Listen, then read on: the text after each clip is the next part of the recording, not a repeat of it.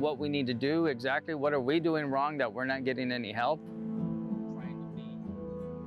We sleep in a tiny camper. The one tent is our kitchen, our clothing, our closet.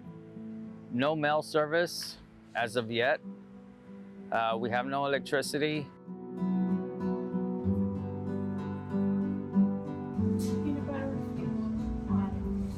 People that never needed before are here now, needing food and supplies, cleaning supplies, get the mold out of their homes, and all kinds of things, but the food.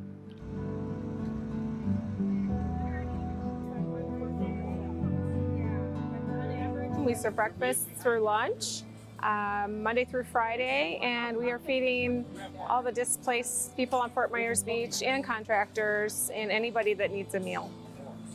How many meals do you get? Oh my gosh, sometimes almost 500 a day.